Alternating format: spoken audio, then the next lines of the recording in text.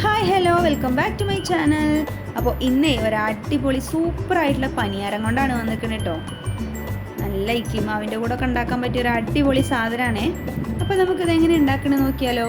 അതിനാദ്യം നമുക്കൊരു താളിപ്പ് റെഡിയാക്കണം. ചട്ടി അടുപ്പിൽ വെച്ചിട്ട് ചട്ടി നല്ലോണം ഒന്ന് കാഞ്ഞതും താളിക്കാൻ ആവശ്യമായ എണ്ണ ഒഴിച്ചിട്ടേ എണ്ണ നല്ലോണം ഒന്ന് കാഞ്ഞു വന്നതും ഓരോ സ്പൂൺ അളവിന് കടുകും കടലപ്പരിപ്പും കൊണ്ട് പൊട്ടിച്ചെടുക്കുക. കടലപ്പരിപ്പൊന്ന് ചുവപ്പ് കളറായതും ഇത് 2 വെല്ലുവിളി പൊടിയായി അരിഞ്ഞതാണ് കേട്ടോ. അതും ഇട്ട് കൊടുത്തിട്ട് ഒരു നുള്ളു ഉപ്പ് ഇട്ട് കൊടുത്തിട്ട് നല്ല അങ്ങോട്ട് വഴറ്റിയെടുക്കുക. മൊരിയിപ്പിക്കേണ്ട ആവശ്യമില്ല, ഒന്ന് പച്ച സ്മെല്ല് പോയി കളർ മാറി കിട്ടിയാൽ മതി. ഇതേപോലെ ഇനി അതിലേക്ക് 1 സ്പൂൺ മുളക് പൊടി കണ്ടിട്ടിട്ട് നല്ല അങ്ങോട്ട് വഴറ്റിയെടുക്കുക. തീ കുറച്ച് കമ്മിയിൽ വെക്കണേ.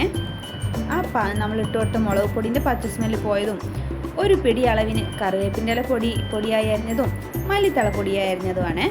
രണ്ടും പാടെ ഒരു പിടിയുള്ളൂ കേട്ടോ. അതും ഇട്ട് കൊടുത്ത് നല്ല അങ്ങോട്ട് ഇളക്കി കൊടുക്കുക.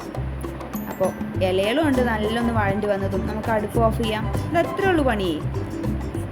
ഇനി അതുണ്ടല്ലോ നമ്മൾ എടുത്തു വെച്ചിരിക്കുന്ന മാവിലേക്കാണ്ട് ഇട്ട് കൊടുത്തിട്ട് നല്ല അങ്ങോട്ട് ഇളക്കിയെടുക്കുക. ആ ഉള്ളിയൊക്കെ എല്ലായിടത്തും കണ്ടാവട്ടെ. അപ്പോൾ കണ്ടില്ലേ, റെഡിയായി മാവ്. ഇനി ഇത് നമുക്ക് നമ്മുടെ കുഴിയപ്പച്ചട്ടിയിൽ എടുത്തിരിക്കുന്ന പണി മാത്രമേ ഉള്ളൂ. അതിന് വേണ്ടിയിട്ടേ ആ അടുപ്പിൽ കണ്ട് കല്ല് വെച്ചിട്ട് ചട്ടി നല്ലോണം ഒന്ന് കാഞ്ഞു വന്നതും കുറേശ്ശെ എണ്ണ കണ്ട് തുടച്ചു കൊടുത്തിട്ടേ ഓരോ കുഴിയിലേക്കും കുറേശ്ശെ ആയിട്ട് അതിൻ്റെ ഒഴിച്ചു കൊടുക്കുക. പെട്ടെന്ന് ചെയ്യാൻ പറ്റുന്ന പണിയാണേ. ഇപ്പോൾ കണ്ടില്ലേ, ഇനി അതേപോലെ മേലാകിയും കുറേശ്ശാണ്ട് എണ്ണ ഒഴിച്ചു കൊടുത്തിട്ട് നമുക്ക് വേവിച്ചെടുക്കാം. അടുപ്പ് കുറച്ച് കമ്മിയിലിരിക്കട്ടെ, ഇല്ലെങ്കിൽ പെട്ടെന്നാണ്ട് മൊരിയും, ഉള്ളിൽ വേവൂല. അപ്പം അതേ നമ്മൾ പതുക്കാണ്ട് വെച്ചെടുക്കുമ്പോഴേ ഉള്ളിലൊക്കെ നല്ല വെന്ത് വരും. ഒരു സൈഡ് വെന്ത് വന്നതും അപ്പുറത്ത് കണ്ട് തിരിച്ചെടുത്ത് ആ ഭാഗം കൂടി കണ്ട് വേവിച്ചെടുക്കുക.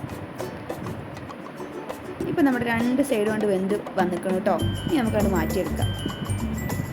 കണ്ടില്ലേ, ഇത് അതേപോലെ പൊരിച്ചെടുക്കണേ. അപ്പം നമ്മുടെ അടിപൊളി സൂപ്പറായിട്ടുള്ള സോഫ്റ്റ് ആയിട്ടുള്ള പനിയാരം ഇവിടെ റെഡി ആയിട്ടുണ്ട്. എപ്പോഴും ഇങ്ങനെ ഇഡ്ഡലിയും ദോശയും കൊണ്ട് ഒഴിക്കുന്നതിന് പകരം ഇടയ്ക്കൊന്നും ഇങ്ങനെ ഉണ്ടാക്കി കൊടുക്കണേ. അപ്പോൾ ഈ വീഡിയോ എല്ലാവർക്കും ഇഷ്ടപ്പെട്ടു എന്ന് വിചാരിക്കുന്നു. വീഡിയോ ഇഷ്ടപ്പെട്ടാൽ ലൈക്ക് ചെയ്യുക, ഷെയർ ചെയ്യുക, സബ്സ്ക്രൈബ് ചെയ്യുക. പിന്നെ നമുക്ക് വീണ്ടും വേറൊരു വീഡിയോയിലേക്ക് കാണാം.